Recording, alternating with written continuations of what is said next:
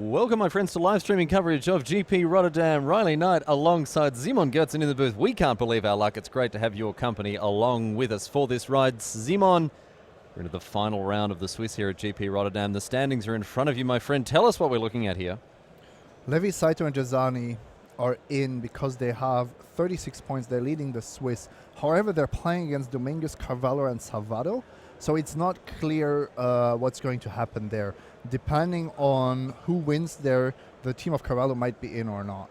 Just very quickly looking at what we've got on the screen here. Gear Shift Ace kicking things off for Dama de Rosa as Grati adds to the board with a Prakata Pillarbug after his Scrap Heap Scrounger.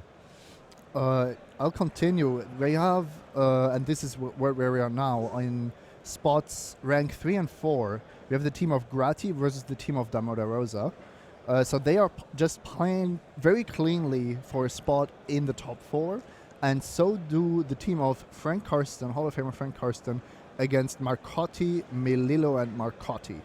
There's also a team that has an outside shot, which is Martin Bernard and Nguyen versus Junhao, Kelvin, and Fabian.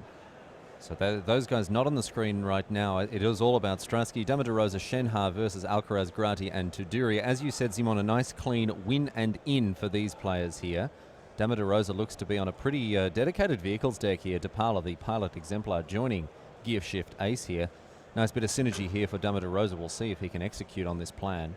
Pedro Grati, a little bit of a less streamlined approach, I suppose. All artifact creatures in black and white. This colour combination's had some success this weekend. Could give us an idea of what kind of synergies Grati is trying to work with here. Paulo's vehicle synergies could be really, really strong, however. So still yet to see a vehicle here. Oh no, Skyskiff is going to join the party. Here is the Aviary Mechanic as well. Often the Aviary Mechanic is able to snag some value with its enter the battlefield trigger, but nothing like that happening for the Brazilian this time. So Grati now with 2 mana, missing a land drop. It seems like might be sandbagging a land here. We see Prophetic Prism comes down. Grati draws. Didn't see the card he had a look at there, but here is the 4th land. So no stumbling so far for Grati. And it's now the trusty companion. Down comes the Hyena. By the way, a lot of teams with 10 wins, so 10 wins and 3 losses, leading the pack in place number 9 is the team of Mike Ron, Hain, and Hohen. But they will, according to our math, not be able to make the top 4. Even with a win, 33 points isn't going to be enough to get them off the top. By the look of things, it's going to be a pretty tight race to the finish here. Levi, Saito, and Dazani, the only team who are certain to make it. Yes, the cut will be at 35, maybe 34 points.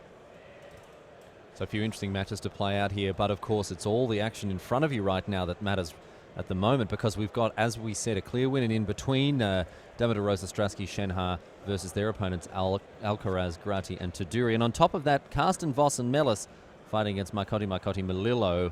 Winner of those ones, they go straight to the top 4. Top 4 coverage to follow after the Swiss round's completed. You'll have BDM and Matej Zadelkai offering their expert insight onto this draft format. Team draft. Yeah. Team draft, a slightly different beast to a regular 8-man draft. The pilot exemplar comes across now. Oh, sorry, crewing the Skyskiff. And not making use of the triggered ability, and which we've seen in Constructed a fair bit. Activating, playing Axe and getting more vehicles, more draws. But of course, in Limited, that's a less reliable activation. So De Rosa presumably with a play to follow it up as well. And yes, indeed, Aviary Mechanic going to bounce a land, and we see Renegade Freighter here come down as well. So a nice little bit of manipulation there for Dama de Rosa, able to snag 5 mana out of 4 lands across his turn here. Obviously happy enough to trade the previous Aviary Mechanic off. Didn't want to send the Gear Shift Ace in. Much better on defense against this board. Keep in mind that DePala is changing the combat math here, because dwarves and vehicles on PVDDR's side, you get +1/+1. That's a great point. Of course, the gear shift ace and the aviary mechanic, both 3/3s now. Or sorry, 3 power creatures. The gear shift ace, a 3/2 first strike. Both of them dwarves. Dwarf Artificer and Dwarf Pilot, respectively. So, no lands in the hand of Dama Rosa, but I would imagine that most of his cards are going to be castable off four lands. See what he can leverage here. Pedro Grady joining another creature to his forces here. If PV at some point doesn't have a play, he can still try to find more cards with the Palace ability. So he's really in a pretty good position here. Well, as it is, Depala not piloting a vehicle here. Looks like the Renegade Freighter and the Skyskiff are going across the battlefield now. Grati has a Syndicate Trafficker and a bunch of artifacts here, so he can potentially do some tricky things. I just wanted to mention this. The important thing is that the Renegade Freighter has first strike, but it's also a 6/5, which I think Grati just confirmed. You want to make sure that the trigger resolved. So in this case, you would have to sacrifice 2 artifacts to actually make this work. And there's a certain danger that PV has some kind of trick here to punish you.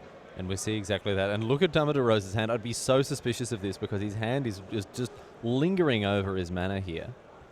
You know, sometimes you have to go for it. And so Syndicate Trafficker, pay 1, sacrifice an artifact, put a +1/+1 counter on it, and it gains indestructible. And here, Pedro Gradi fearlessly sacrificing half of his board into the Trafficker and being paid back in spades for it. He didn't have many choices there, and the Prophetic Prison was basically a free sacrifice. And once that resolved, the Trafficker was already indestructible. So it wasn't actually too dangerous of a line. No, being able to sacrifice 2 artifacts was key there, because obviously if Dama Rosa were able to, say, Welding Sparks or something, or a Harness Lightning in response to the first activation, the second one would have cleared things up nicely. So Grati in a good spot there, and now he has a 4/2. Oh, sorry, a 5/3. The most scary card once again would have been Built to Smash, because sure you get your 5/3, but you didn't deal with the scary creature on the other side of the board. Yeah, and you're going to take some trample damage as well. Let's see now. Taking to the skies here. Propeller Pioneer, the play for Grati. Choosing a servo token rather than making it a 3/2 flyer. Decent card, this one, at a good rate. Really, either half of it is a respectable choice here. Grati obviously looking to expand the width of his board a little bit here. He also gets more fodder for his Syndicate Trafficker. That's a great point. Even having the 1 mana available. On the ground now, I don't expect too much happening. Well, the Aviary Mechanic is going to jump aboard the Skyskiff. And De Rosa now playing his 5th land and shipping. He has a Propeller Pioneer of his own, but isn't really forced to deploy it. I think we'll see a large Depala activation at the end of Grati's turn. Yeah, I think that this is what we're going to see, because of course the Depala can crew a vehicle that's already tapped. That's not an issue. And it doesn't matter how the Depala becomes tapped. As long as it becomes tapped, you can activate it. And I think that's a nice little line here for De Rosa. He's not under a huge amount of pressure. No, the only really scary card is the Trafficker. So it's really interesting to see how PV wants to play against it. Does he block it because this game is not really progressing on the ground and he has the card advantage going? Or is he content to raise and take 5 damage here? I think you just take it, because the Skyskiff is really getting work done, especially with the Pilot Exemplar powering it up. But what's your value of the 3/4 that's just lying around? That to me is the more important question. Yeah, sure. Because we see here De Rosa take that line. Trading. So De Rosa here choosing to trade the Consul Shield Guard with the servo token and take 2 in the air. Yeah, and effectively gaining 5 life in the process. Grati with a follow-up play now. And this is a card that we've seen all day and all night here with the glint sleeve artisan coming down. And here's Depala, 1, 2, 3, 4, and 5. Already 1 hit, 2 hits. And we see Sky Skiff and the Gear Shift A. So this is a very, very good-looking deck with Dama de Rosa. Etherstorm Rock also revealed. Neither a dwarf nor a pilot, unfortunately, or a vehicle. Is it a bird? Is it a plane? It's a bird. It's a bird. It's a bird, yeah. It says it on the card. Creature, bird. Etherstorm Rock, an absolute rock-solid bomb here, and I know Dama de Rosa will be a little disappointed to find at the bottom of his library. Still, 2 free cards off the top is nice, and here's Veteran Motorist. Eddie Tail Hawk amongst the cards on offer for de Rosa. Man, I don't like that card. Eddie Tail Hawk? I don't like it. So low impact, especially in a deck like this. I love the synergy between scrying and activating the Pala. Yeah. So here comes now Sky's Gift as a 4-power flyer, which is just huge. The Veteran Motorist teaming up with Depala Pilot Exemplar. And then we're going to see Sky's Gift number 2. So de Rosa really has an Air Force going on here. That seems to be the route that he's going to try to take to victory. See what Grady has to say about this. This Syndicate Trafficker is pretty enormous now as a 6/4. And still plenty of food for it to chomp up. We saw Glint Sleeve Artisan create a servo token, and the juicier sacrifice target hasn't even been used yet. Filigree Familiar. That's good eating. Once again, I'm a bit surprised that a black-white deck in this Team Seal format has not cast a single removal spell. To me, this just seems like something that you cannot afford to do, because it's so easy to lose to a single interaction or a single creature, like that Depala, which dominated this game. And a lot of attractive removal options in both of these colors between Sky Whaler, Shot, Die Young. And the combat tricks are absolutely exceptional as well. One thing we've really seen today, Simon Gertzen, is the incredible efficiency. Oh no, PV's just put that card facing the wrong way in. That's going to come back to bite him. Is the efficiency and strength of the 2-mana black combat tricks. Rush of Vitality and Subtle Strike have really impressed me today. Yes, both.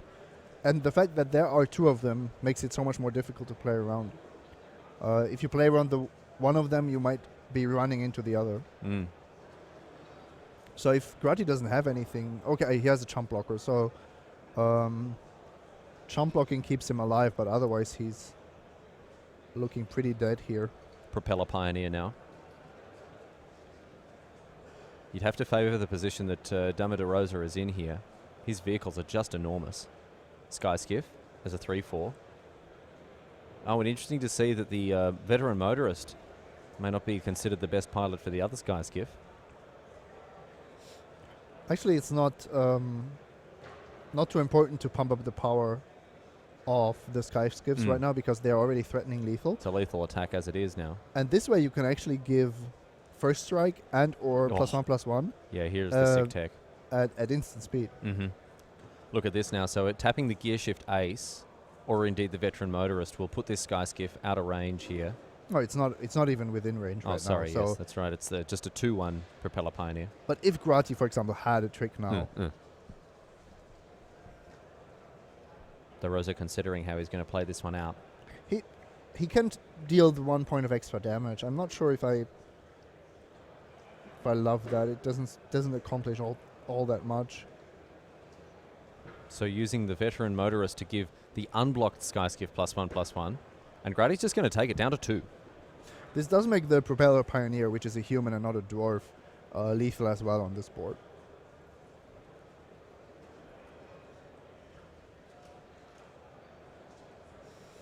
And Pedro, even if he has a Fumigate, yeah, that's probably what he needs to come back here. It doesn't look like his deck is really a Fumigate deck though.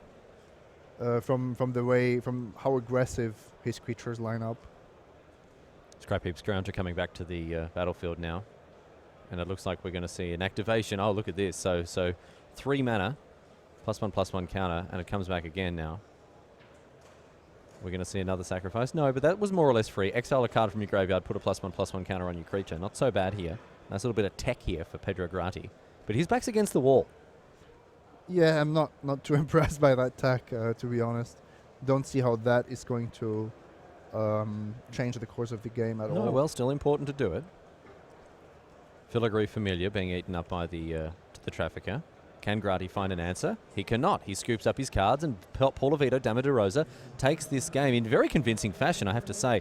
Let's see if he notices that card is upside down. He does! Oh, fantastic stuff. That is how you get into the Hall of Fame, ladies and gentlemen. PVDDR moving on to game number 2 after picking up the first game very handily, Simon Gertz. And impressive stuff from him. Yep, great deck. Depala Dwarf Pilot deck. Really showing the power of synergy in this format. Yeah, a lot of synergy. That was the point that I wanted to pick up on there. A lot of synergy. The fact that when you're opening 12 boosters for these events, you're going to find a lot of synergy to exploit in the 3 decks that you make, but also just raw power. We saw the other Storm Rock, and his opponent Pedro Grati is going to have to think about that in game 2. Right now, however, it's back to another game 1 between Andre Strasky and Aniol Alcaraz. This is not the first time we've seen Strasky's deck on the battlefield, and it seems to be hitting its straps pretty severely here. Key interaction between Whirl of Virtuoso and Era of Innovation. It only requires a fabrication module to truly become degenerate and busted. It appears that there is some confusion about the timing of things. It looks like Strasky was thinking about blocking, moving his Gearseeker Serpent, and then activating Roller Virtuoso. This is usually a case of just having a bit of out-of-order sequencing going on. It was not the intention of Strasky to block with the Serpent, only with the Serpent, as you can clearly see from his side of the battlefield. Yeah, and I think what's important to note here is this is a specific instance that's covered by the rules of out-of-order sequencing, especially with lands that can turn into creatures. You know, it's in a game of Paper Magic, often you'll go block, block, activate, block, and that's fine. That's covered by these rules here. So we'll see if Strasky is able to make the blocks that he wanted to, or whether Alcaraz's argument is going to hold some water here. Difficult time for us to come into a match. We can still evaluate exactly what's going on here. Looks like Aniol Alcaraz does have some pretty aggressive creatures on the battlefield. And it looks like here we are going to see... Oh no, the discussion continues.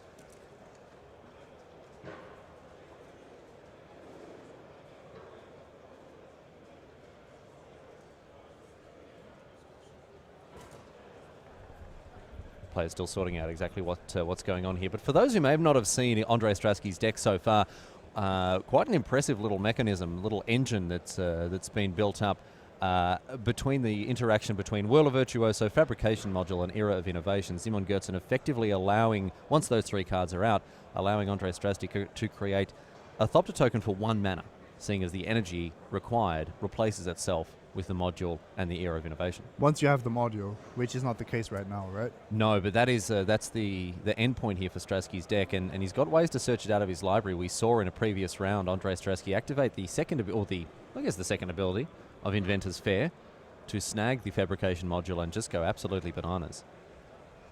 The first ability being add 1 mana to your mana? Yeah, that was what I was going for there. Still counts.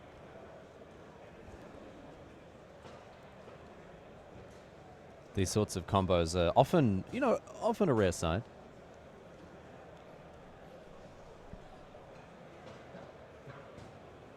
In limited formats, we don't often see decks comboing off, so to speak, but we have seen it so far with this one, and there have been some particularly ridiculous draft decks that I've seen here, there, and everywhere posted around the internet when the cards have just fallen the right way for the people drafting.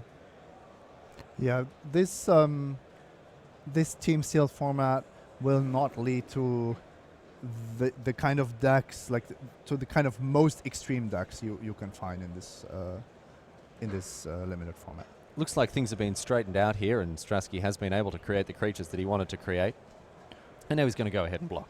I think that's the only reasonable ruling. Yeah.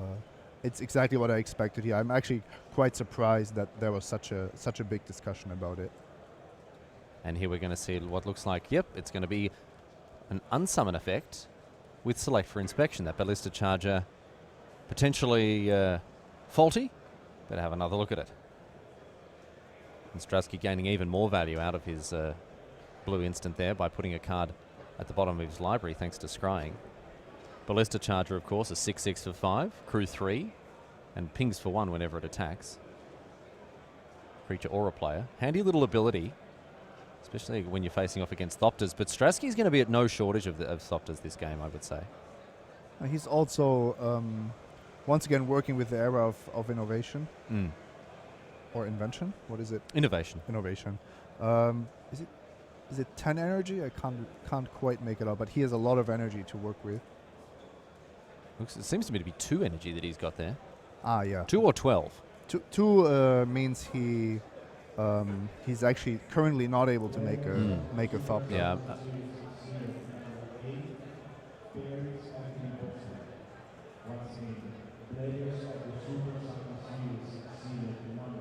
Looks like it may be 5, in fact.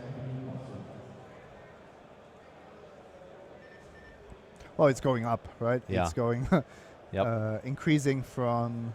Every time an artifact enters the battlefield, can pay 1 and snag 2 energy. So now Strasky is in a position to go off 3 mana, or no, not quite, because again the fabrication module is still missing. Either Theorist joining the party, and it's back to Alcaraz. See what he can find. With 5 mana, what's it going to be? It is the Ballista Charger, by the look of things. Made one cheaper, of course, by the Foundry Inspector. Back to Strasky now. Seems to me that Alcaraz has given Strasky the breathing room he needs for his deck to start hitting its straps here. And that's the crucial thing. You're playing against a black-red aggro deck, and once your combo gets going, you're just guaranteed to win the late game. There's no way around it. Talking about winning, the team of Strasky is doing really well here, having won the first 2 games. Yeah, they're in a commanding position as they move into the middle stretch of this matchup. Strasky creates another Thopter here. Considering using an energy to scry in his upkeep. Obviously has a particular card in mind that he's looking for. He wants to dig to that fabrication module. But it's expensive to spend energy on scrying when you have an active Virtuoso. Decides against it. Just going to draw. Trust the top of the deck is going to treat him well. And we see now an attack with the 3/1/1s. Alcaraz without any responses. Has to take it here. And now Verla Virtuoso number 2. Yeah, that's just insane. So we see now here a bunch more mana. It's an Artificer, so... Yeah, so it still triggers the Era of Innovation. Exactly, and then you get 3 more energy for more Thopters, which again triggers the Era of Innovation. So this is really, really strong. So those Thopters basically costing just one energy at this point, 1 energy and 1 mana. Seeing as when they enter the battlefield, that Era of Innovation buffs up Strasky's energy reserve. Ballista Charger is not the worst answer to this kind of Thopter generating, but attacking a 5/5 into your opponent's Gearseeker Serpent is not what you want to be doing. I think the Ballista Charger is a 6/6, but that still gives Strasky some blocks here, as we see all of the creatures come in across the battlefield. You're right, I was mistaken. So then it's a different topic. It's certainly more attractive to go all out here. Strasky can add 3 more blockers to the board at instant speed, don't forget. But Alcaraz must be holding something here, because this attack is almost all in. We've talked about combat tricks so often. By now, everybody knows what to expect. There's Build to Smash, there is Rush of Vitality, and there is Subtle Strike, which I believe Alcaraz has put to the forefront of his hand. 1 red and 1 black mana could also mean something like a Chandra's Pyrohelix or a Harnessed Lightning. But it has been the common tricks that we've seen do so much work this weekend. The important thing for Strasky here is that he knows if he comes out ahead in these kind of exchanges, every turn that goes by favors him with the combo potential that he's building up to. Yeah, every draw step for him is one step closer that he gets to more or less being able to just go off And here we see now a subtle strike. Foundry inspected the only card. Oh, no, it has been blocked. Sorry, excuse me.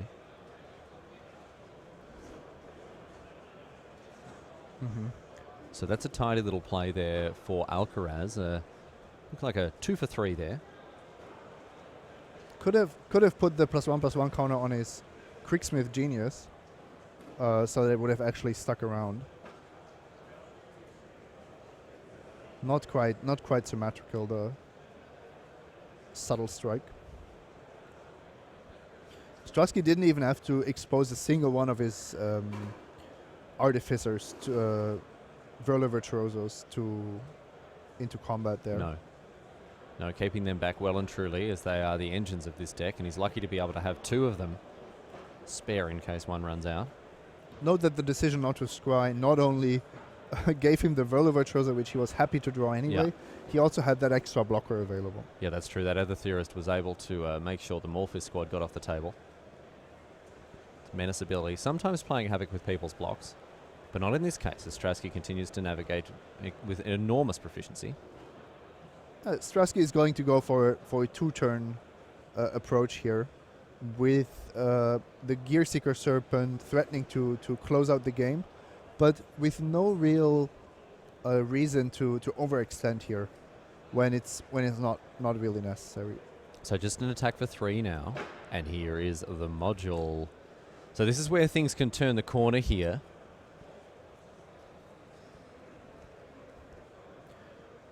Decoction module now meaning that Strasky is in a position to make Thopters for just 1 mana. Thanks to the era of innovation, thanks to the Whirler Virtuoso, the engine is well and truly revved up.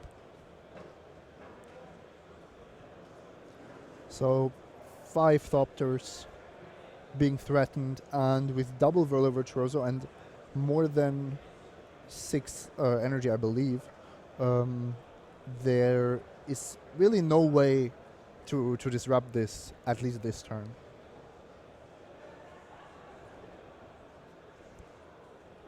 Four mana. If this had been an Incendiary Sabotage, it would have gotten a bit more interesting. But I think the, what is it, Door Mauler? The Doorbuster. Doorbuster. Malphis Doorbuster. It's a bit late to the party. Well, just like the flavor text, knock knock too late. Seems to be the entrance that the Doorbuster has made here, snagging Alcaraz 2 extra energy, but the Falter effect isn't so good against 5 instant speed Thopters here. And look at this, one of the Whirler Virtuosos is going to throw itself in front of the Ballista Charger. It's not even a Falter effect, right? It's a only when it attacks, one creature can't block, so it's actually almost useless on this battlefield.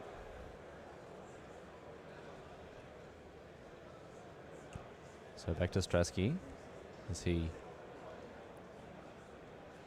Oh, did he not have the energy required to Doesn't make seem Thopters? like he was able to play the Thopters. Oh, he paid 4 to unsummon the Whirler Virtuoso to make sure he would have the energy there. So that Whirler Virtuoso is indeed in his hand. But that only makes sense if he didn't have the energy already. But instead, we just have an attack for lethal here as Andrei Strasky makes it a clean sweep in game number 1 for his team. 1-0, 1-0, 1-0 for Strasky, Damaterosa, and Shen Ha. A neat little attack for 9 there with the 4 Thopter tokens and the Gear Seeker Serpent. So not having to do any more work there in getting himself over the line. Andrei Strasky's deck continues to fire on all cylinders. Really impressive stuff from him. We move back now to Paulo Vitor Damaterosa, the man with the name so long it clips over the graphics, and Pedro Grati, his opponent. We saw Damaterosa handily take out game number 1 on the back of Depala and some other pretty crucial vehicle synergies here. We are just in time to witness an insane combat step. Grati lost his Foundry Screecher and his 3/1 Menace Creature to a Sky Skiff and the Warden, because they were both pumped by Depala, and Grati apparently missed that interaction.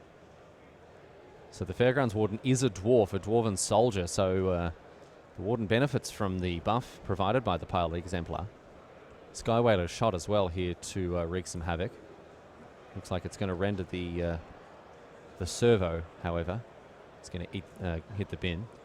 The reasoning behind that, reasoning behind that line is twofold. First, Paulo gets to scry, so he has a higher chance of finding the lands he's missing. At the same time, he is removing the only artifact from Grati's board. So now the Syndicate Trafficker is less likely to become indestructible, and the underhanded designs are not a concern for the near future. Dama de Rosa also stuck on 3 lands here, which is not at the point at which the Pilot Exemplar really shines. You want plenty of mana to be able to invest into her activated ability here. These players have perilously low life totals as well. We see an attack with the 2/4. The Skyskiff hanging back. Apparently, Fairgrounds Warden maybe ate a token. That seems the most likely scenario. Gearshift Ace now. 3/2 first strike. Once again, Tapala proving her worth here. Seems like most of Dama de Rosa's decks are either dwarves or pilots. Yes. Or vehicles. And Grati needs an artifact here. An artifact to trigger the underhanded designs and threaten lethal with the Syndicate Trafficker. Instead, ships the turn. 6 mana of available tomb. And look at this. Here we have the Pilot Exemplar on the big whiffski here. And Etherstorm rocked the draw for Dama de Rosa. Oh, that is cruel. Will he continue to peck away at the life total of Pedro Grati?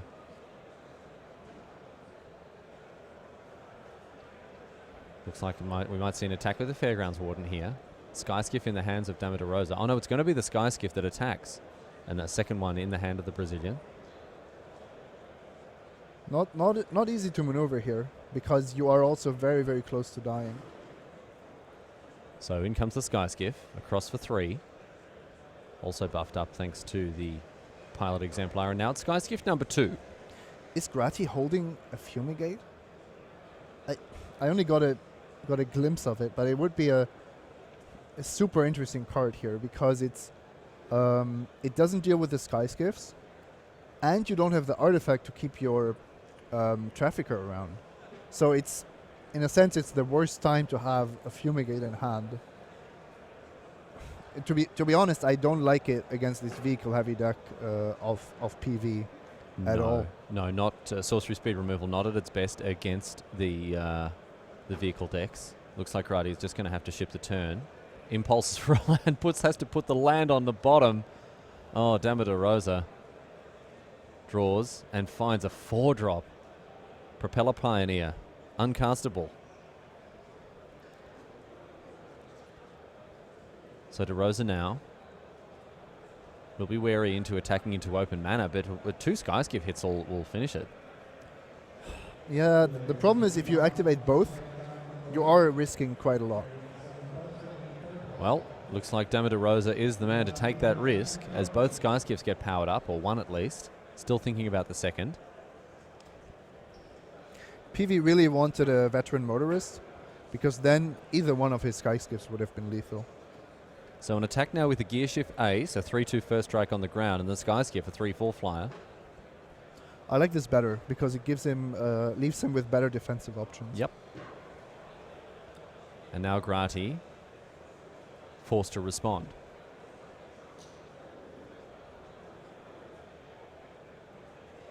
Skywhale shot for the Skyskiff maybe? To prepare a Fumigate? No, look at this. Wow, we're going to see a mini sweeper type effect as a black instant is deployed. All of Dama de Rosa's creatures getting -1/-1. Make obsolete is the card coming down now. But on its own, it doesn't do anything on this board, so... Make obsolete in conjunction with impeccable timing does, however. As we see the Gearshift Ace shrunk down to a 2/1. And the Skyskiff shrunk down to a dead creature. Pedro Grati taking 2 here.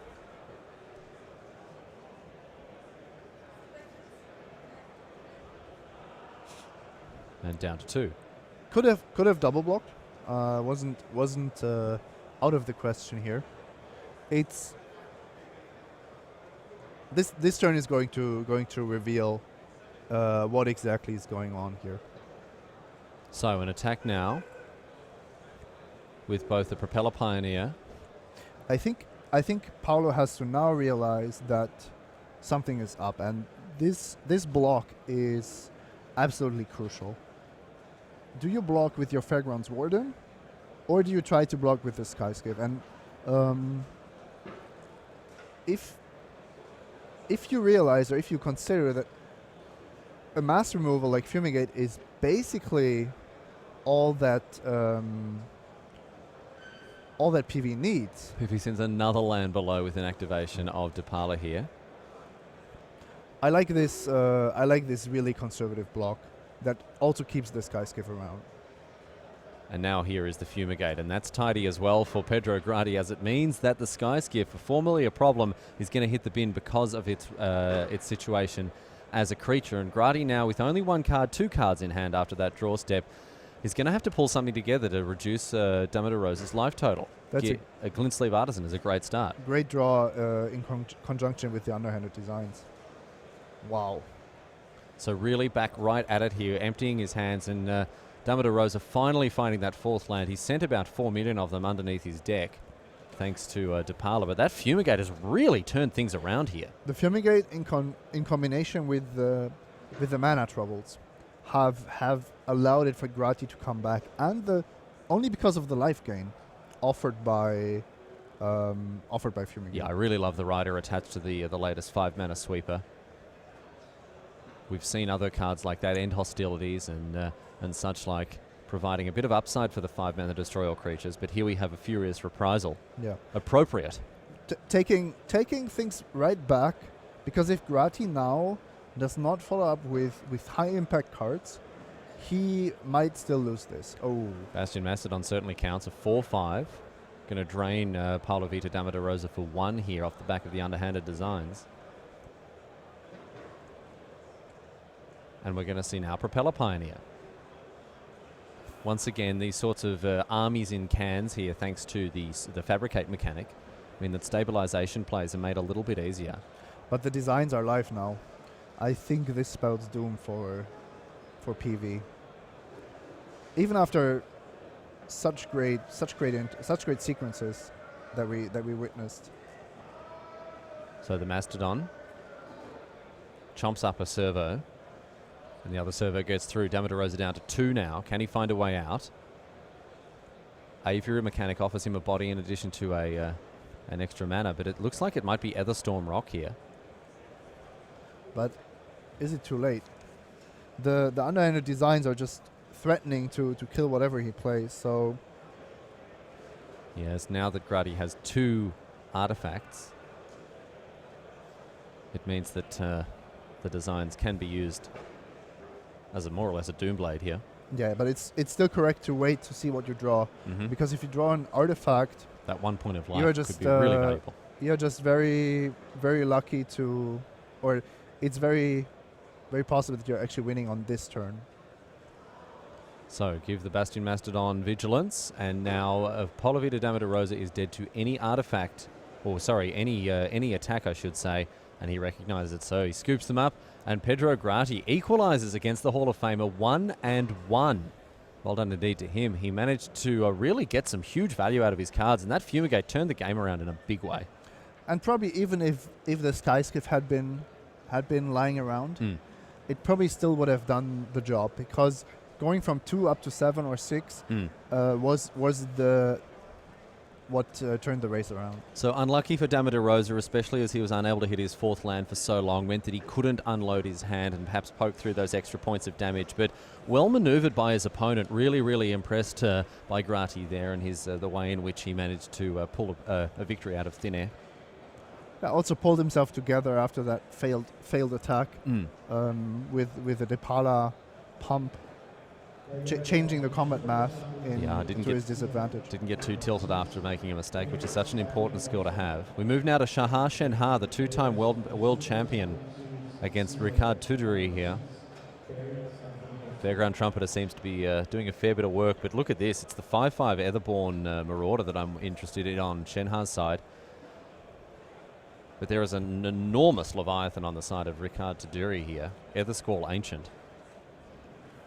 with no energy at the moment, but it will create 3 every single upkeep. And that's what we've just seen now, that D12 ticking up to 3 now. 3 energy in the bank for Taduri. And that activated ability of the other Squall Ancient looking pretty good against Shenha's board here. Attune with Ether. Oh, pushing it up to 5 energy. That's a lot more scary all of a sudden. All of a sudden, we only need 3 more. This is getting very interesting indeed. And you can see that Ricard Taduri's deck is really heavily leaning on energy. Every single card on the battlefield, apart from the Wild Wanderer, has some kind of energy link here from Sage of Shayla's Claim, a card that is very close to being unplayable if you aren't in the business for 3 energy. Apparently, there's also a Long Tusk Cup in the graveyard, and the blue-green uncommon. Yeah, Imperial Voyager. So very, very streamlined deck as it seems. And this is what we've seen. Blue a bit maligned throughout the evaluation of this set in Limited, but really one of the powerhouse energy colours. See Shahar there. Looks like he might be going through his sideboard. Malfunction comes down. No energy here. And now an attack with the Ether Squall Ancient. Malfunction, a nice answer to the Etherborn Marauder, though. Yeah, not the biggest synergy between Malfunction and Ether Squall Ancient. Oh, no, excuse me. That was, I think, was that Shenha's graveyard he was looking through, or his sideboard? Might have been his graveyard. His library is looking very small. Maybe just be the way the cards are piled up, but it looks like there are only a handful of cards left in it. This is game number 2 here. Difficult to tell at this angle. Could also be a few cards gone to the side, and it's still a stack. I think based on the shadow there, I think it is only 2 or 3 or 4 cards, I think. Andres Strasky has won his second game, important to note, just meaning that this could be a deciding game if Shenhar is able to take things into the W zone. I wouldn't be surprised if Strasky went 5-0 in individual matches today. His deck seemed bonkers. Perfect for the job, basically. Yeah. As long as it was given enough room, as long as it wasn't paired against the most aggressive deck, I think he's in a good spot in a vacuum here. Shenhar now with the attack. Pima Outrider coming in addition to the Fairgrounds Trumpeter. So a couple of 4/4s getting into it. And we'll see how Taduri wants to respond to this. He should make sure that he has enough power left to threaten a lethal attack on the backswing. Sure, there's always the ancient activation, but you don't want to rely on that alone. Yeah, putting your opponent to 1 there is a tricky spot to be in. If Shenhar were on 6, this would be the easiest decision in the world for Taduri, because he knows exactly what he needs to do. 3. That Ether Squall Ancient, the raw power level of the Leviathan is very plain to see on the card. Yeah, 7 drops, not at their best in this format. No, but certainly if you build your deck around it, one of the best cards. And I think this is what really separates Ether Squall Ancient from being whether it can or should be used or not. If it comes down with 8 energy already in your energy reserve, it's great. It's insane. But if you've got to wait around for the energy to tick up, I mean, 3 energy a turn, fair enough, but you have to rely on something else here in order for it to be a card you want to be in business with. If it's your only energy-related card, it's actually quite bad, I would say. Yeah, because 3 turns is too long to wait for that kind of thing. And a 6/6 for 7 is not a bomb in this format.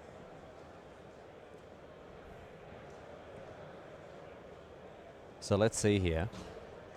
As Taduri lines up his blocks, looks like the Pima Outrider is going to come across unmolested here as a 4/4 trampler, difficult to block. But no blocks on the Outrider on 6 life. Doesn't seem to be. That seems super loose. I think it's being quad blocked. Oh, I see. That's that's how those blocks are being lined up there. All right. Otherwise, that makes a lot more sense. Otherwise, he would be leaving himself that to too many cards. Yeah. Okay. We see the Artisan come down, fabricated. the servo. Yeah, it's confusing the way that Taduri lined up the cards. A very clear block on one side and then a little bit more of an ambiguous one on the other. Shahar Shenhar straightening out his permanence. And now it's up to Taduri. He's up to 8 mana. He can unsummon everything apart from the 6/6 here. Put his opponent to 1. You know what's great about High Spire Artisan? Tell me. It has reach. Yeah, we've seen people forget about that throughout the weekend. It does mean that it's threatening to just soak up 6 points of damage. The plan of just attacking for lethal, I think, has been foiled by the common, the little common that could. An attack with everything all the same here for Taduri. Will we see the turtle go upstairs as well? Doesn't look like it. I don't think so. The 8 energy are a bit too powerful here. So, Shenhar takes 2. 1 from the Thriving Turtle, 1 from the Other Theorist. Activate.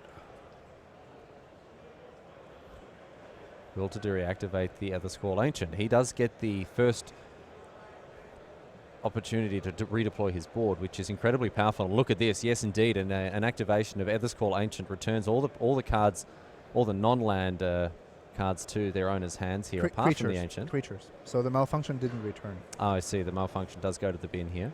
Wild Wanderer. Nice one to replay. And Taduri with no splash here, just using the Wild Wanderer as a Farseek type effect. And Ether Theorist buffing up the energy total again, as does Thriving Turtle. Actually, that's 8 energy once again. That's a lock. We are going to have to hurry away from this match, however, because we do have another deciding game coming your way from Paulo Vitor, Dama de Rosa and Pedro Agradi. We could have our first confirmed top 8 appearance, or a second one, excuse me, as Dama de Rosa attacks in with what could be a lethal attack here. It looks very close to being finding an end of the game here, with Dama de Rosa definitely on the front foot. Maybe not lethal, but certainly crushing. Getting close to it for sure. Renegade Freighter targeted by an impeccable timing here. 4 points of trample from the Freighter. Yeah, Grady is under a lot of pressure, but he's not out of it. Once again, Fumigate could turn this game around. Prophetic Prism to find your second white source. Next turn, clear the board of the 2 bomb rares that PV has in play. Yeah, these cards are both huge. Etherstorm Rock is just an absolute monster by itself. Tapala needs a little bit more support with the cards around her, but huge power in that situation anyway. Prophetic Prism coming down. But PV's deck has it. PV's deck has the support. I think his Tapala is probably better than the Rock in his deck. Is he closing out the game? Start your engines. Showing Riley. Start your engines, ladies and gentlemen.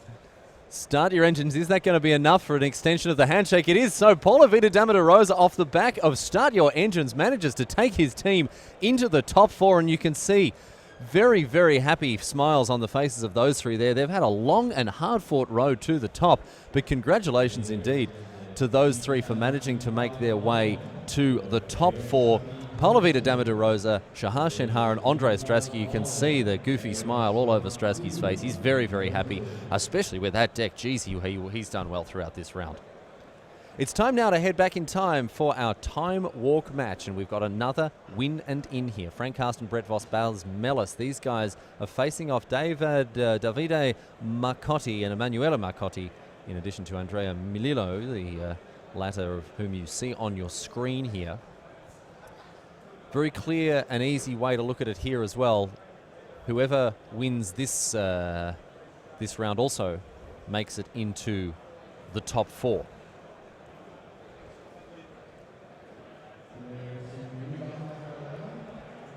So we're starting here as all 3 players begin their second game. You can see the results at the top of the screen. Frank Karsten has gone down in the first game, as has Andrea Milillo on the right-hand side of your screen. Bas Mellis also losing, so the 2 Marcottis getting up in game number 1 in addition to Brett Voss here. So the Dutch team with their backs against the walls here as we move on to beginning game number 2 here. Kujar's Seed Sculptor coming down as a 2-3 on turn 2. Not a bad play, but the Nanam Cobra here as well, a respectable turn 2. And comes the 2-3. Riley, I have some updates for us.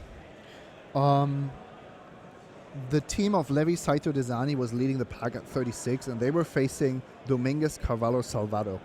However, these teams couldn't take a draw because that would have eliminated Carvalho and co, most likely. However, I've been told that Levi, Saito, and Desani were each leading in their games by 1 game, and then offered a draw, which was accepted.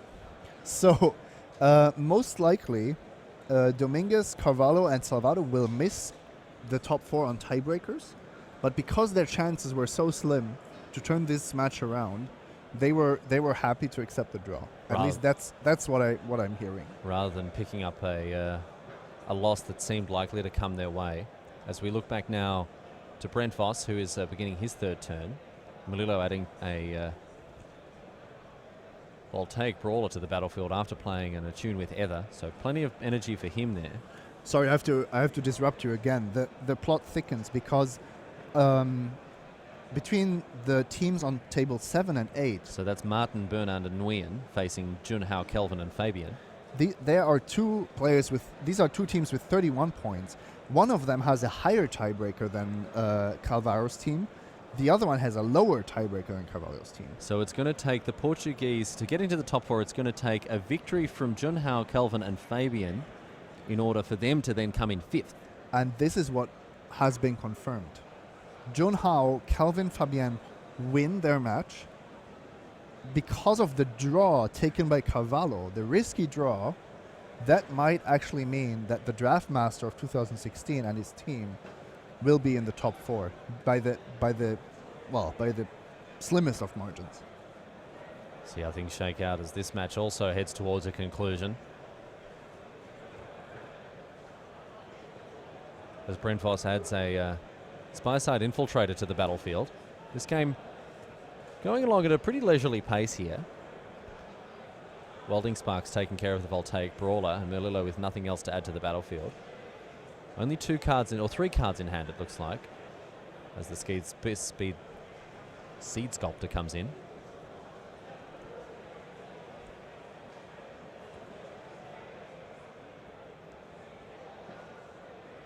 And we're going to see a block. So Creatures trading off. And here's Arborback Stomper, a nice follow-up play here for Melillo after missing a turn 4 play, a nice strong one on turn 5, gaining 5 and adding to the board in a very, very reasonable fashion, up to 23. There are not many 5-drops that impact games in this format as much as Arborback Stomper. Yeah. Because life totals are so important. Yeah, we have seen the aggression of this format, and with Trample as well, you know that there's going to be a big swing thanks to the Arborback Stomper one way or another. Very difficult card to answer cleanly. And Fairgrounds Trumpeter, the follow-up play for Brent Voss, which isn't at its best now. And he's holding what looks like a pair of lands in addition to something that is zooming around at light speed in his hand. Oh, I wasn't aware that these teams actually have 2 draws each. That's quite impressive. The impressive part not being the draws, but the fact that it's only 1 loss on both sides.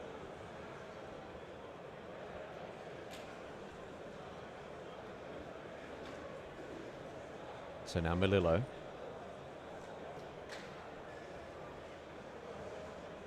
Voss with the onboard answer to the 5-4 in the form of the Cobra. Looks like these players may be discussing their options with their teammates here.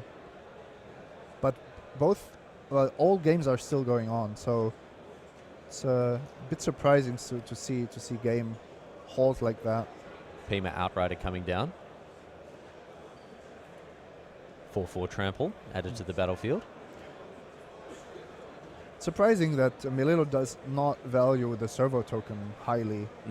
On defense, it would be a great deterrent for the Cobra to attack. And now a Wayward Giant. So Voss had some beef to his side of the battlefield as well, as Melillo untaps his lands the wrong way. And this red-green mirror playing out a bit slower than we might have thought. Red-green decks often get off to blazingly fast starts off the back of cards like Thriving Grubs or Thriving Rhinos, perhaps a Voltaic Brawler or 2. Seed Sculptor number 2 coming down now. And we're going to see the +1/+1 counter placed on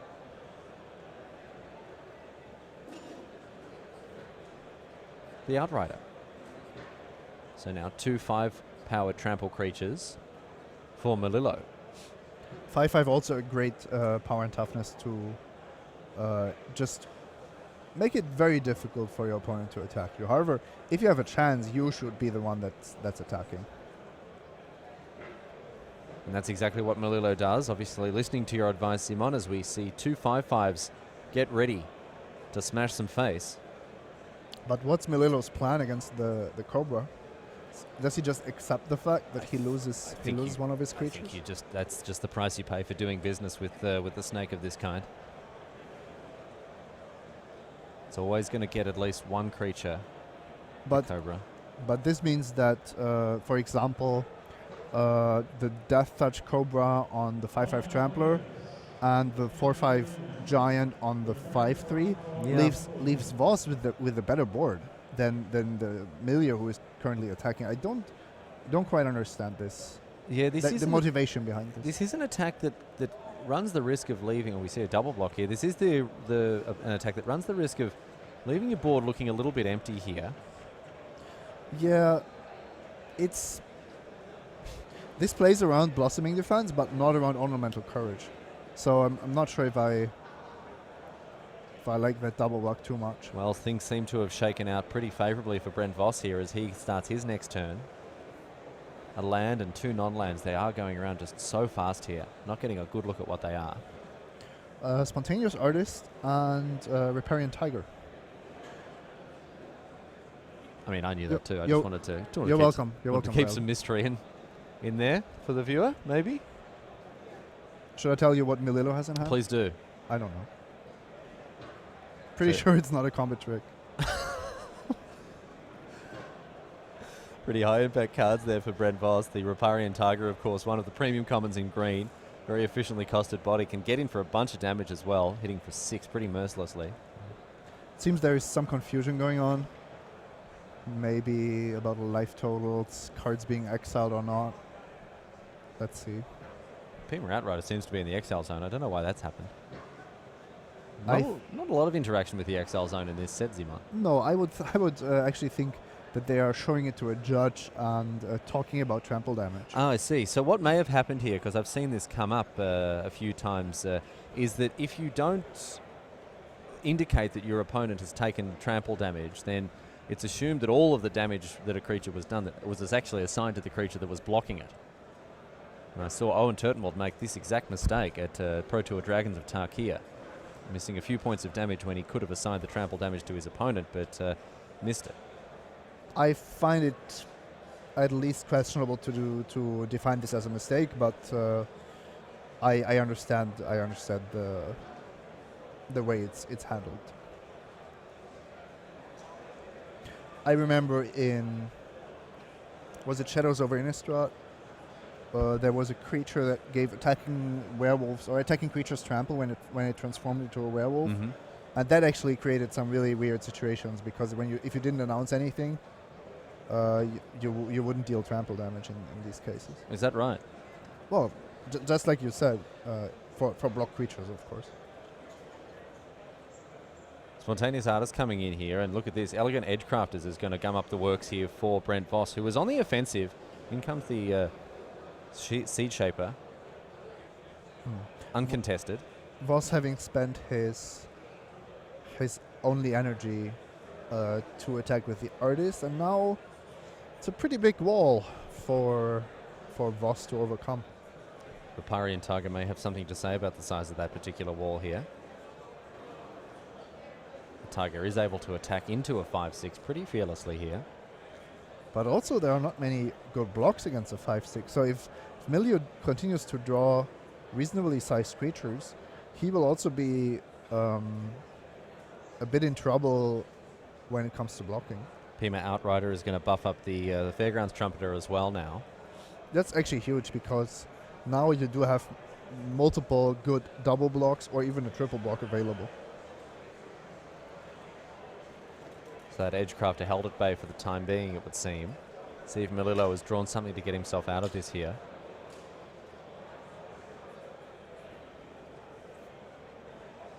He needs a big creature of his own. He needs something with 4 toughness, preferably. On the other hand, as long as he has a 5/6, Brent Voss is not going to start suiciding creatures into it. Even if the Tiger comes down, attacking with everything is still super risky.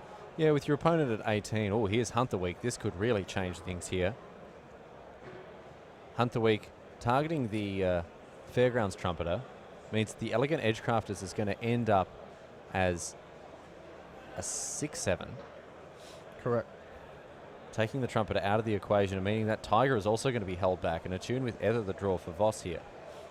Interesting decision between a 3/3 with the potential to grow and a 4/4 that has trample. I think both valid options for the Hunt the Week there. Riparian Tiger gaining 2 energy now for Brent Voss. Do you play the Attune with Ether here, or is it more valuable as an unknown card with 2 mana available to you? I would play it. I don't think it's such a big deal that your opponent knows about the extra energy. It is, however, valuable to represent combat tricks. Well, Melillo, with nothing further to say, ships the turn, but this looks like it might be a Hydra. Well, I wouldn't have shuffled my library then either. No, the correct play made by Brent Voss, inadvertently or no, as he snags another energy, or another 2 energy, I should say, with the Attune with Ether, but it is a Bristling Hydra that's come down now. 4/3 for 4. It gains 3 energy when you enter the battlefield, and you can pay 3 energy to make it a 1/1. Give it +1/+1 counter and hexproof.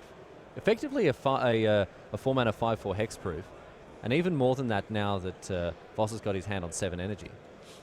Nice play by him as well to start off with the Attune with Ether, because it means that now he has 2 activations available. A single removal spell will not deal with the Hydra.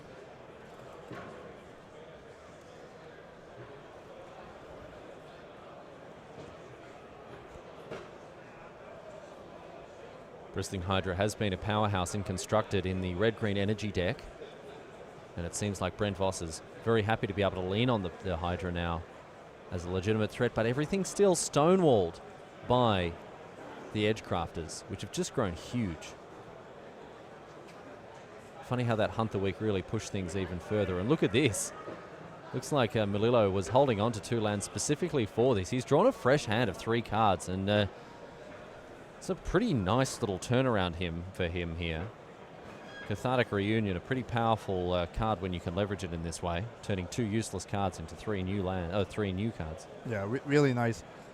Furious Reprisal in Voss's hand could take out all but 1 creature, and then at some point I believe we will actually see a little earthquake here in Rotterdam, known for its unstable terrain. Shaky ground. Right on the middle of one of the tectonic plates that bisects this poor country.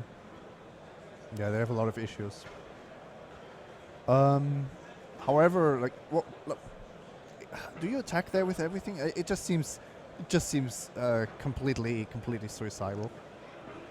Yeah, that Edgecrafters is really proving to be a huge thorn in the side of Brent Voss. His opponent on just too much life for it to be a consideration here. I actually don't think that you should do anything. You just pass the turn.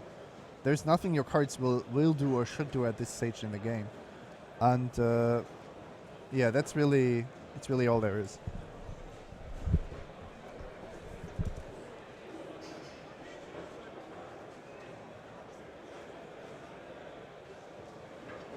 So now, Voss talking to his teammates and considering his next move.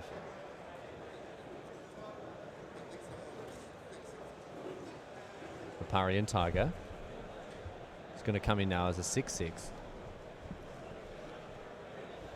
Voss paying 2 mana to buff up the 4/4 to a 6/6 trample.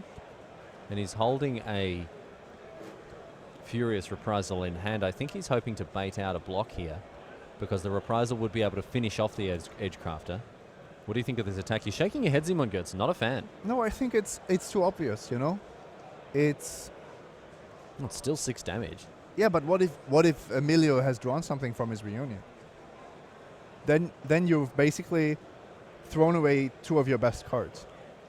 You lose the Tiger, you play the Furious Reprisal, and then you trade it for an Ornamental Courage.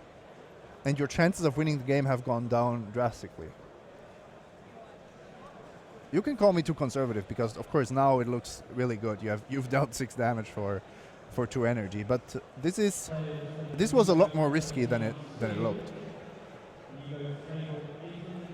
We go back to Melillo now and see what he can find here. And it looks like it might be a Hunt the Week once again here as the Elegant Edgecrafters gobble up another creature for dinner. What's on the menu? Tiger. Yes, indeed.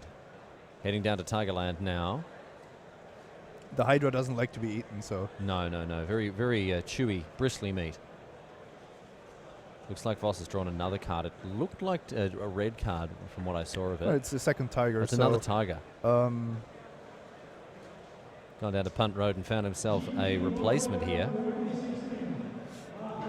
the old line, however, not going to work anymore because it's now an 8/9. Or is it an 8/9? It's an 8/9, yeah. So exactly not working anymore.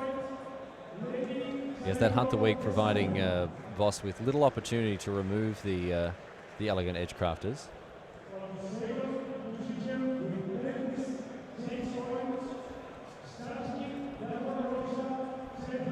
So Voss having to think about how he's going to navigate the next few plays here. The options in his hand mean that he's not out of it. We see now Furious Reprisal come down, taking care of both of the Seed Sculptors. Nice little 2 for 1. And then here comes the Tiger. I'm not sure if you can hear it in the background, but we are watching a replay, a recorded match of round 15. And we are now apparently at the stage where the top 4 has been decided. The top 4 announcement will be forthcoming, but of course we don't want to spoil the result of this just yet. So we'll see how things shake out here. Marcotti has gone up 2-0 against Frank Karsten here, and it looks like Brad Voss has managed to slay his opponent as well, 2-0. So it all comes down to Bas Mellis and Emmanuel Marcotti here. So Brett Voss taking things at the end of the day with some canny play and some nice attacks. Means that he's going to get there, and all eyes now on the final match of the round here. The final match of our Swiss coverage between Bas Mellis and Emmanuel Marcotti. It's an absolute nail-biter. It comes down to this. Both of these players here can win the game for their team.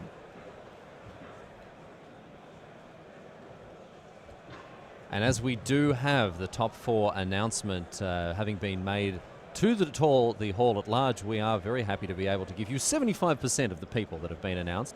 At the top of the standings, no surprises to learn that Rafael Levy, Tomoharu Sato and Jeremy Dazani on 37 points made it in number 1 at the end of the Swiss. Well done indeed to them as we see a prophetic prism enter the battlefield under the side of Marcotti. In second place, Andrei Strasky, Polavita, Damida Rosa and Shahar Shenhar, as expected, Simon Gertzen have made it in. And we saw them win their round at the beginning of this. Yes, indeed, as the Avery Mechanic comes across past the Foundry Screecher.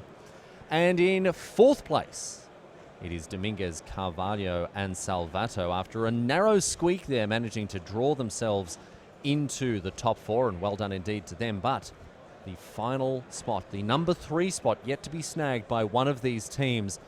It could be Karsten Voss and Mellis. It could be Marcotti, Melillo and Marcotti. And I actually don't know who it is. Simon, I'm not sure how much attention you were paying to the announcement, but this is really going to come right down to the wire. Aerial Responder joining us on the battlefield in addition to the Aviary Mechanic. It looks like Marcotti has got underway too with a Foundry Screecher and a Filigree Familiar. Bas Mellis is currently lacking blue mana, but if he finds an island, there's actually a Cloud Blazer waiting in his hand, ready to go. And he hasn't really missed anything yet, looking at his curve. No. I think the power level of the cards on the left is a bit higher, but both curves look really, really strong. So Bastion Mastodon now the play for Marcotti, the 5-mana 4/5.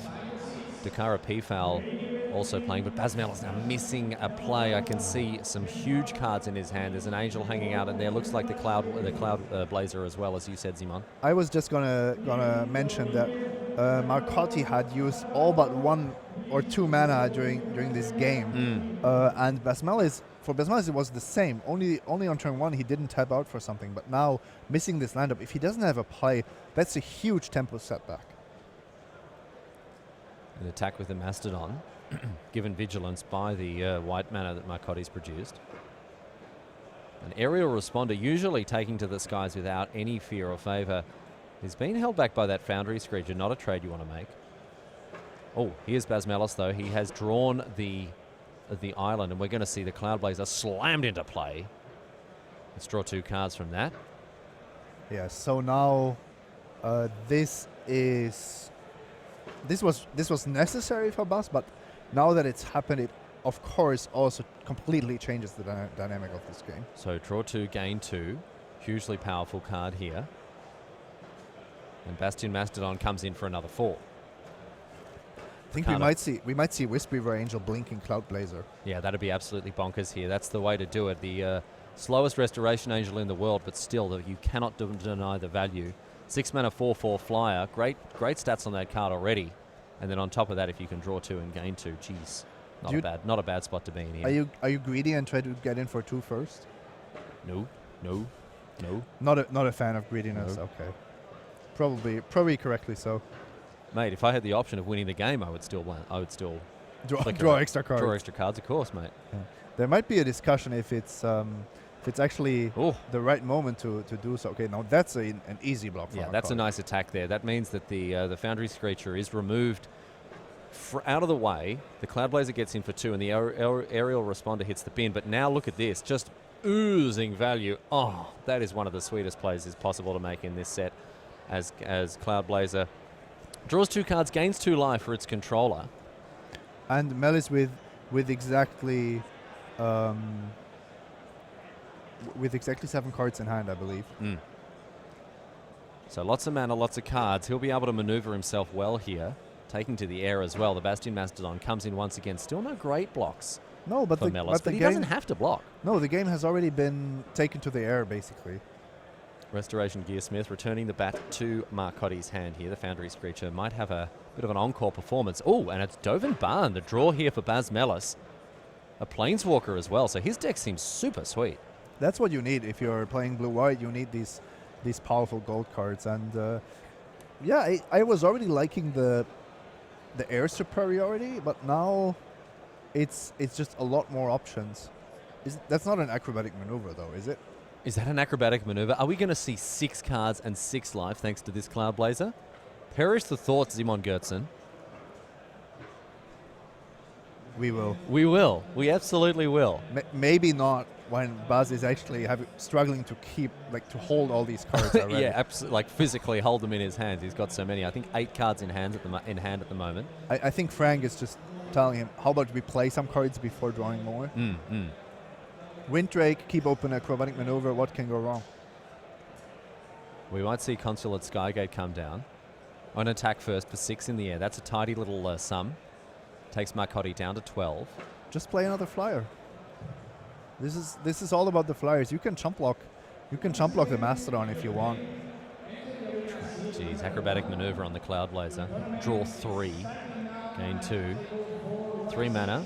Oh, look at this. Even better. Even better. Flickering the Angel. Back it comes. Draw a card. Flicker the Cloudblazer. Giving your creatures vigilance. Drawing 3 cards. Gaining 2 life. Unbelievable stuff here. Basmalis absolutely going off. He's got a billion, million, trillion cards in hand as well. 4 mana to deploy them. Looks like we're going to go straight to discard, though.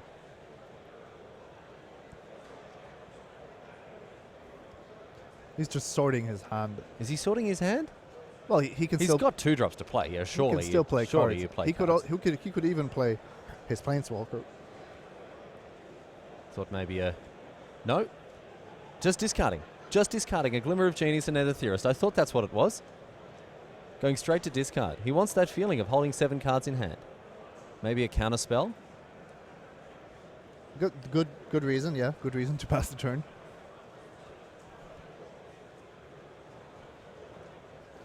So now Melis with the opportunity to line up some attacks here, or some blocks I should say, after that bonkers turn that enabled him to just draw about half his deck.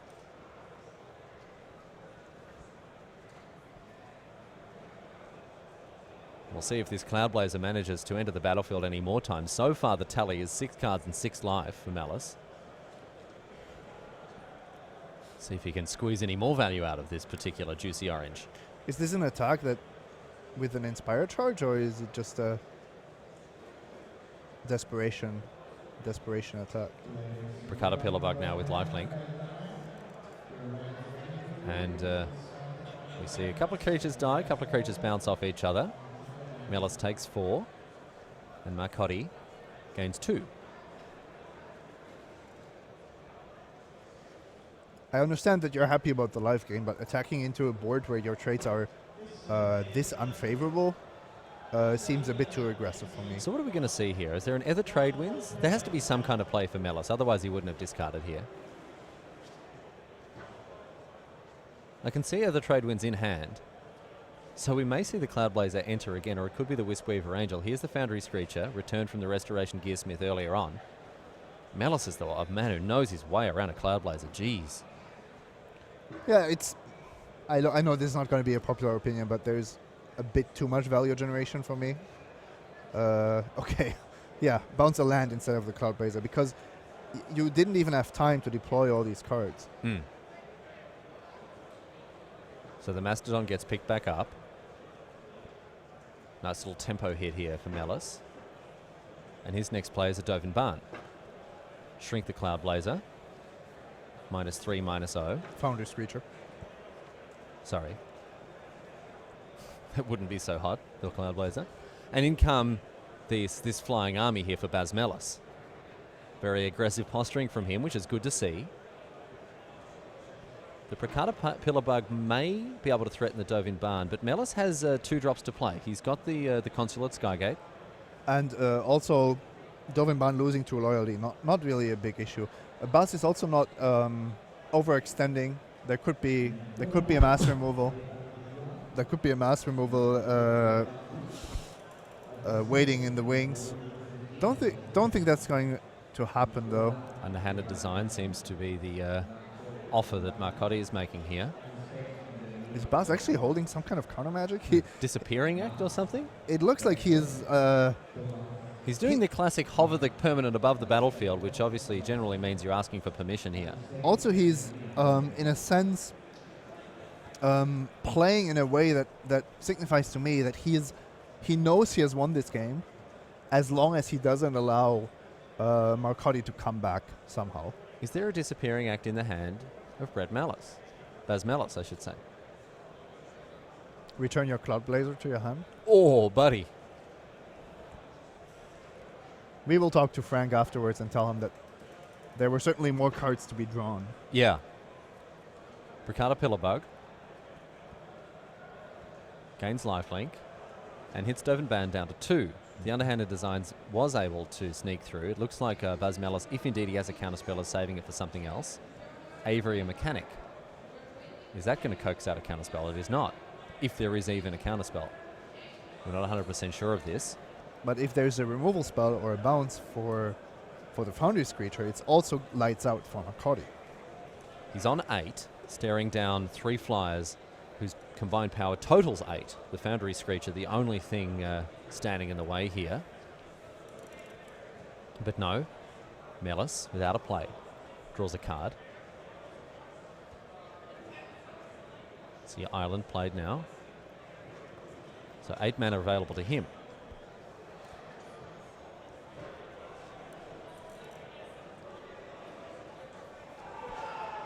You would think a removal spell would be immediately forthcoming should Melis have that option available to him.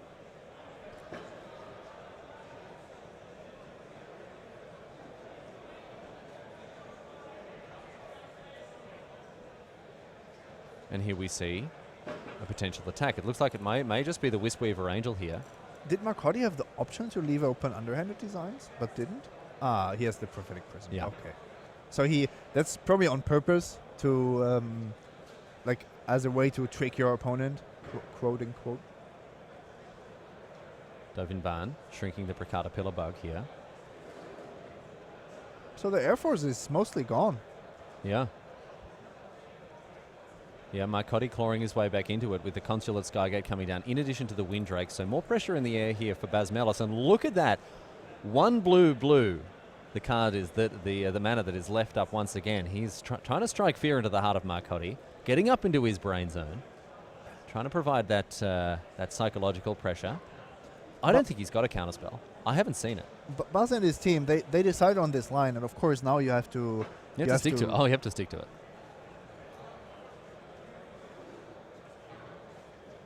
Also, a Gear Seeker Serpent could become relevant if this game continues. I think it is a Disappearing Act, actually. I think it is. The first card in his hand there, all the way to the left. I only got a glimpse of the corner of it, but I think it is a Disappearing Act. It does make the most sense, and I agree. This is the blue-white control deck that we really haven't seen all weekend. Yeah, this is it. I mean, it needs a lot of pieces to come together. We've seen Cloud Blazers, we've seen some pinpoint removal, and we've seen cards like Dovin Barn. It's not a card you can, not a deck you can just cobble together at a moment's notice, Iman. No, but that many flyers, Skygate, 4 toughness creatures to hold down the fort, and so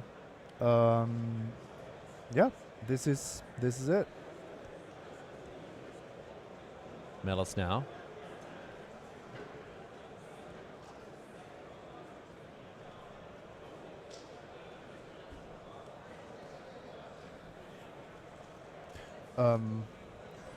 He gets to choose an artifact and a creature from his graveyard, which Baz Melis doesn't want to allow. The old build your own divination here with Fortuitous Find. So that is going to prompt the Disappearing Act here for Baz Melis, and the Fortuitous Find disappears. And Marcotti was aware of it for a while, so.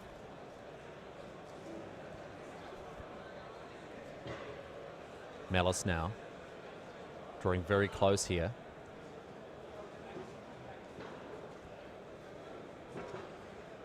Three mana, and it's a Filigree Familiar. Melis draws 2, or sorry, gains 2, not quite as good as drawing 2. And Gear Seeker Serpent also coming down for 4 mana. And let's give the Drukhari Peafowl flying and knock out half your life total. Activation of Dovin Barn as well, not forgetting that, on the Bricata Pillarbug. And it's back to Marcotti. He's down to 4. Can he find a way out here? At this stage, dead in the air to those 2 flyers. Melis tapped out. Oh, let's not forget about the Gear Seeker Serpent. And that's the last game of the last match that is deciding who will enter the top 4 of GP Rotterdam. I can see Kambal in the hand of Marcotti here. He's going to have to conjure up something pretty special to get himself out of this. Baz Melis knows that he is only 1 turn away from a top 4 finish here at GP Rotterdam. It's coming down to this, so very close. Marcotti making sure he knows which Pillarbug has been shrunk. It is the one at the top of your screen, the one on his right. Aviary Mechanic, Bricata Pillarbug to the bottom of the screen. Remain unchanged. Discussion going on with teammates here. A few cards in hand, as I mentioned, one of them Kambal. The Bricata Pillarbug comes in.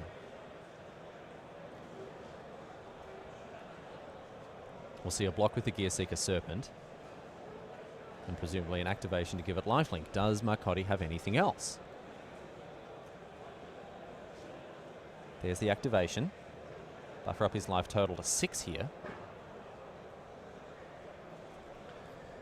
A bit outclassed, I have to say. Yeah. The cards, and often this was the Pillarbug decks that ended up being outclassed. It doesn't seem like a card that actually achieves enough for the power level of Team Sealed. And look at this, you can see, I think the die at the top of your screen represents the fact that we are now in turns. Time has been called on this round. Acrobatic maneuver being cycled here by Marcotti. He's up to 6. Still dead to the board of Baz Melis. Extends the hands. Congratulations, Frank Karsten, Brent Voss, and Baz Melis in the top 8, or the top 4, I should say, of GP Rotterdam. An absolute nail-biter to close out the Swiss. What a pleasure it's been to bring you coverage of this round. But, ladies and gentlemen, don't go anywhere. The top 4 draft will be upon us before you know it. We'll see you soon. Stick around, everybody, here at GP Rotterdam.